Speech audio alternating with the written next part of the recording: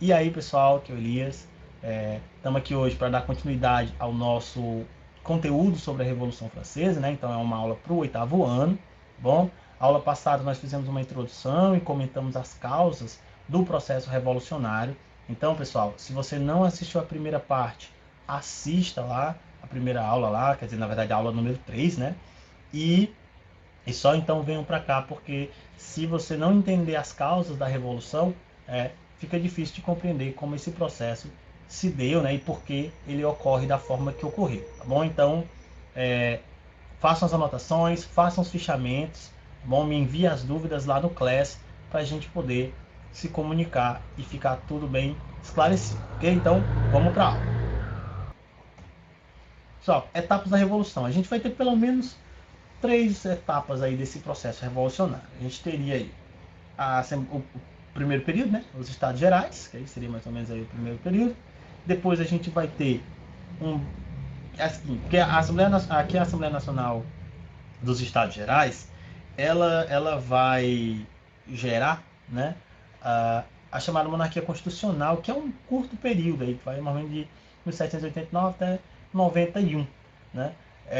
Depois, quer dizer, até 92 mais ou menos, né? E aí, a partir de 92 a gente já vai ter uma mudança nesse processo, que é o processo mesmo da convenção, a implantação da república, e lá em 95, né, 1795, você vai ter o diretório, né, que seria aí mais ou menos a fase final do processo revolucionário, da Revolução Francesa, propriamente dita, porque em 1799 Napoleão, de certa forma, assume o poder, e aí, daí para frente, os historiadores tratam como era napoleônica, né, e aí a Revolução Francesa ficaria ali até 1799, tá? Então, o que é a Assembleia dos Estados Gerais, né? O que aconteceu? Então, em 1799, isso em maio, mais ou menos, de 1799, que merda, tem que cortar. O que é a Assembleia dos Estados Gerais?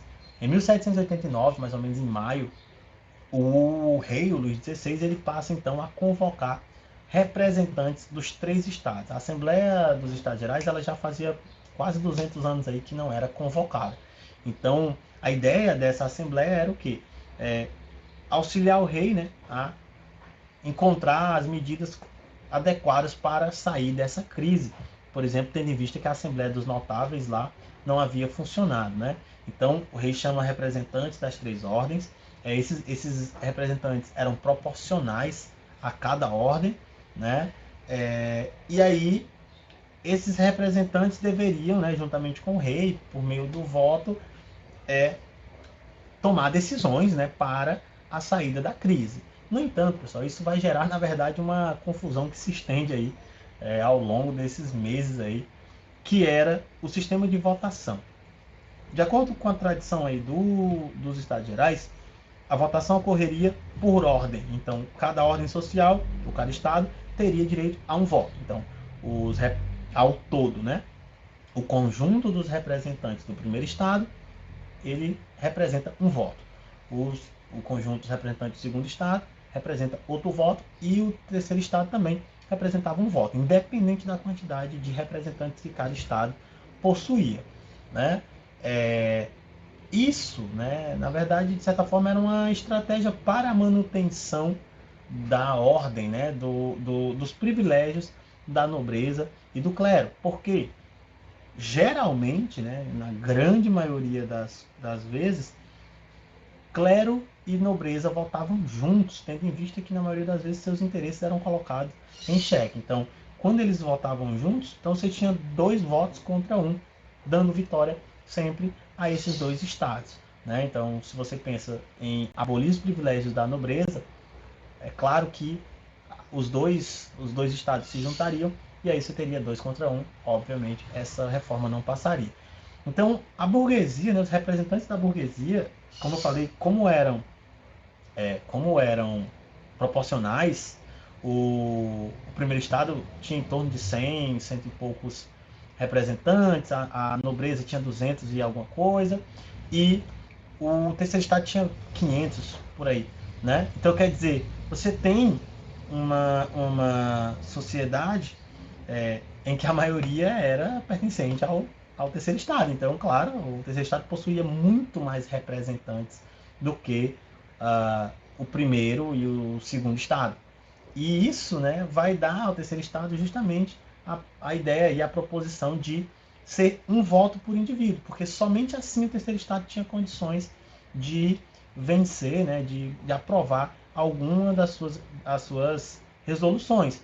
Né? Então, por quê? Porque como era um voto por indivíduo, se o terceiro estado possuía mais representantes, obviamente possuiria mais votos. E isso leva a uma violenta discussão que leva ao impasse, né? Então não se chegava nem a uma nem a outra decisão. Então, tendo em vista que não houve resolução do processo, o terceiro estado então se retira e passa a se autoproclamar Assembleia Nacional, né? E aí propõe a elaboração de uma constituição para a França. Esse momento dissidente é o momento aí que marca, né, de certa forma, o início desse processo revolucionário. Porque enquanto isso ocorre dentro da, da monarquia, né, enquanto ocorre dentro da Assembleia dos Estados Gerais, fora, socialmente falando, inicia-se uma série de rumores, né, e também de conflitos que levam, né, a uma radicalização crescente aí ao longo desses meses aí, tendo o seu, vamos dizer assim, seu epicentro ali em 14 de julho de 1789, que é quando o povo revoltado toma a Bastilha, né? A gente vai já comentar isso. Então, quer dizer, inicia-se aí um momento grave, né? O rei, vendo que a situação ela era grave e que muitas vezes não daria para enfrentá-la diretamente, né? Ainda que haja muita repressão, tá? Vai haver muita repressão por parte do Estado. O rei é, chega inclusive a propor a submissão, né, sua submissão à, à Constituição, a uma Constituição, uma Assembleia Nacional Constituinte, né? E isso vai fazer com que esse processo ele vá se radicalizando aí, a gente vai entender por quê. Então veja só, essa Assembleia Nacional Constituinte tinha como objetivo fundamental construir e produzir uma Constituição que colocaria fim ao absolutismo na França, né? E submeteria o rei a um poder maior, sendo esse poder a própria Constituição. No entanto, como eu já falei, né? Você vai ter uma série de radicalizações, surgem boatos de que o rei estaria preparando um golpe, você vai ter tropas que vão enfrentar manifestações na rua, vão tentar invadir lá o palácio onde o terceiro estado se reunia. Então isso tudo faz com que esse processo que se inicia lá na Assembleia dos Estados Gerais vá se radicalizando, ganhando corpo social. Né? E aí, como eu falei, o ponto, de certa forma, o ponto aí que leva a revolução, um desencadeamento cada vez mais rápido, é a tomada da Bastilha. A Bastilha ela era uma prisão, principalmente política, né? Então assim, era um local onde ficavam ali geralmente presos políticos, e ela de certa forma representava simbolicamente ali o poder do rei, né? O poder do antigo regime. Então, muitos historiadores analisam, né, a tomada da Bastilha como algo simbólico, né, porque você tem ali algo que simbolizava esse poder do absolutismo, esse poder do antigo regime. E aí a tomada dessa prisão, ainda que não houvesse muitos presos e tal, mas também era um arsenal de armas, né, então tinham armas lá também que passam a ser utilizadas em outros movimentos aí. Então, quer dizer, tomou o antigo, a tomada da Bastilha, ela marca aí esse processo de revolução.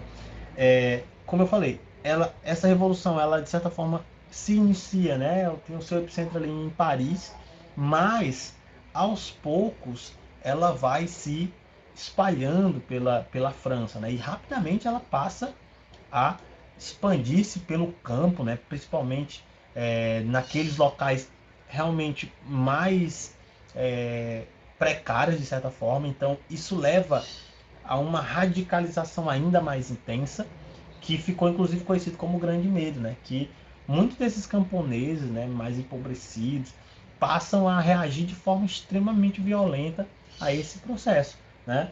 E, e vão, né, invadem castelos, matam nobres, incendiavam plantações, né? Então, quer dizer, isso gera um caos, de certa forma, né, em alguns locais aí no campo, que causa um temor grande, principalmente entre a nobreza e o clero, né, tendo em vista que esse processo avançava, né? Então, não é à toa que a partir daí você vai ter uma fuga massiva, né, de nobres e membros da igreja da França. Então, os caras vão começar a fugir, buscar exílio em outro país, ah, justamente com medo, né, das consequências desse processo revolucionário. Por isso que ficou conhecido como o Grande Medo, né? Cuidado, pessoal, tá? Cuidado para não confundir lá com o regime do terror que a gente vai ver mais à frente, tá? Então, o Grande Medo foi justamente esse processo de radicalização da revolução aí, é, ainda nos seus primeiros momentos ali, entre 1790, né, quando você vai ter uma expansão cada vez maior desse processo revolucionário, tá bom? Então vamos para frente.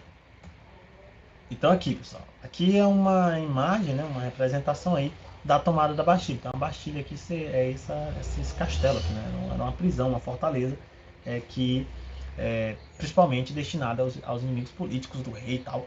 É, essa prisão ela foi inclusive demolida, né? Ela foi destruída e os tijolos da Bastilha foi feito uma ponte, né? Lá na França, que novamente, né? Há um simbolismo muito claro aí, né?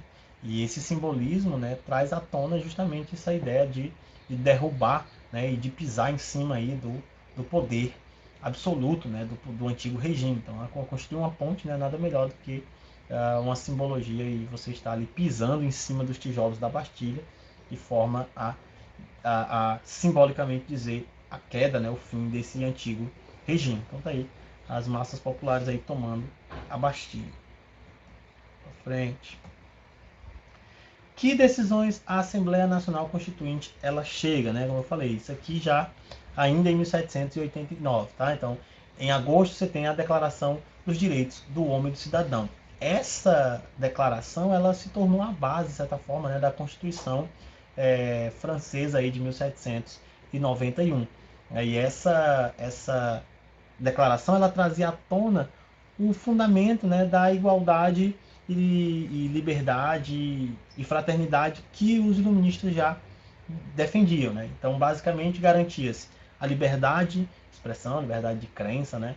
A liberdade individual e a defesa da propriedade privada, né? Então, os bens ali que eram inalienáveis, né, de acordo com o pensamento iluminista, a vida, a liberdade e a felicidade, a busca da felicidade, no caso aí a defesa da propriedade. São extintos os privilégios da nobreza, né? A nobreza feudal perde todos os seus privilégios, inclusive algumas terras chegam a ser tomadas da nobreza. Aprova-se a chamada Constituição Civil do Clero, que que confiscava muitas terras da igreja e subordinava os membros da igreja ao Estado francês. Então, assim, colocava esses membros sujeitos, né, às leis e às determinações do Estado da França e não mais sob jurisdição aí da Igreja Católica, né, como era o caso antes lá no antigo regime. Então, quer dizer, você vê que essa revolução ela vinha, né, com o objetivo de transformar essa base, de certa forma, desigual dessa sociedade. E aí, como eu falei, em 1791 nós temos a promulgação da Constituição Francesa, né? Essa nova Constituição que vinha influenciada por essas declarações anteriores, aí no caso a Declaração de Direito do Homem, a Constituição Civil do Clero, né?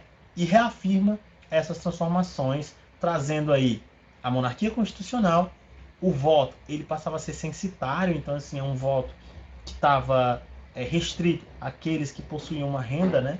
A renda comprovada, que era né, principalmente a burguesia, e vinha também com trazendo aí a prática da tripartição de poderes, que era defendida lá, por exemplo, pelo iluminista Montesquieu, né? Então, quer dizer, dividia-se o poder em executivo, legislativo, judiciário, né, para impedir o absolutismo. Então, quer dizer, o rei ele se submete a essa constituição, né,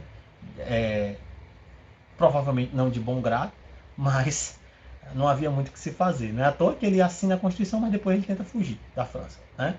Então, é um exemplo aí de como esse processo revolucionário, ele acontece de forma rápida, né?